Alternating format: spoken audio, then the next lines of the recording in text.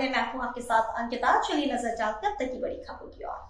आज 31 मार्च 2025 दिन सोमवार को प्रतिवर्ष अनुसार इस वर्ष भी हिंदू सेवा परिषद द्वारा स्थापना दिवस एवं हिंदू नव वर्ष के अवसर पर श्री हनुमान मंदिर नौदरा ब्रिज से ऐतिहासिक गदा यात्रा का आयोजन किया गया, जिसमें जगत गुरु राघव देवाचार्य महाराज जी एवं डॉक्टर स्वामी मुकुंद दास महाराज जी एवं संस्कारधानी के समस्त संत जनों की अगुवाई में यह विशाल गदा यात्रा को भगवा ध्वज दिखाकर प्रारंभ किया गया, जिसमें मुख्य अतिथि के रूप में परम पूज्य स्वामी दीपंकर महाराज जी सहारनपुर, आनंद जब एवं आनंद जाखोटिया हिंदू जन जागृति मुख्य रूप से शामिल हुए।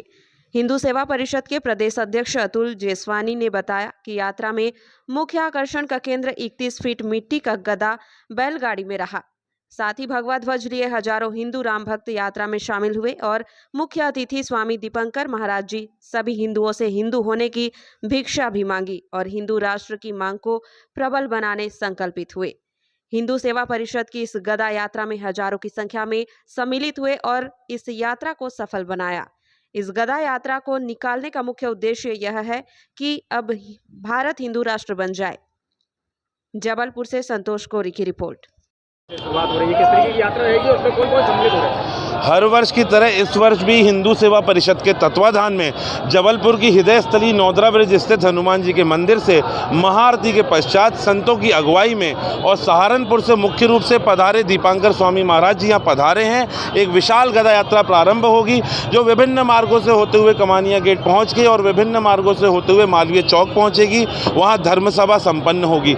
इस यात्रा में हिंदू होने का संकल्प सभी हिंदुओं को दिलाया जाएगा कि हम जात पात में न बटें। स्वामी जी ने एक चीज़ कही है, एक बात कही है, उसी उद्देश्य के साथ ये गदा यात्रा इस वर्ष समर्पित की गई है कि अगर हमने अधिक से अधिक धन भी कमा लिया तो हमारी सुरक्षा की कोई गारंटी नहीं है, परंतु अगर हिंदू एक हो गया तो हमारी सुरक्षा की पूर्ण गारंटी है। इतिहास गवाह है, कश्मीर को याद कर ले, बांग्लादेश को याद कर ले, जब भारत अखंड था तब को याद कर ले।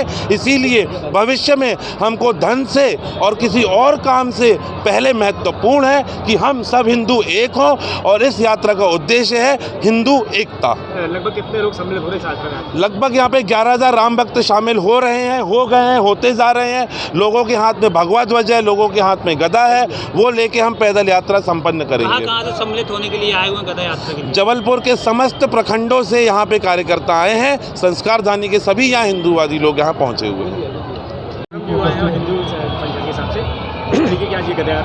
क्या उद्देश्य है? सबसे पहले तो जबलपुर वासियों को नवरात्र की और हिंदू नववर्ष की अनंत शुभकामनाएं। आज ये ऐतिहासिक गदा यात्रा प्लस भिक्षा यात्रा, ये वैचारिक एक ऐसा उद्घोष है जो मैं समझता हूँ कि प्रत्येक जबलपुर के हिंदू के हृदय में धड़कन बनकर धड़कना चाहिए। ये यात्रा में आप पंपलेट देखेंगे हाथों में जो लिखा है कि सिर्फ मैं हिंदू। ये यात्रा जातियों में बटे लोगों की नहीं, सनातनी हिंदुओं की है और ये यात्रा उद्घोष करती है, साथ देती है सरकार के उस वाक्य का जो वक्फ में संशोधन करने जा रहा है। ये उस विचार का साथ देती है जो जातियों में बटे हिंदुओं को एक कर रहा है। ये साथ देती है और उस विचार का जो कहता है कि ना मैं जाट हूँ, यादव हूँ, गुजर हूँ, पंडित हूँ, दलित हूँ, वाल्मीकि हूँ।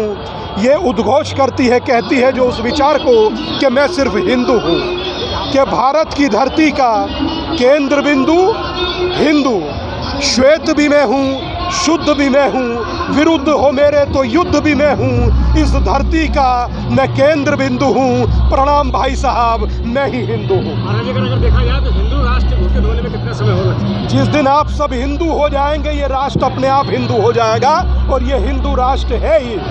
और कोई कहने की ये हिंदू राष्ट्र है, था और रहेगा।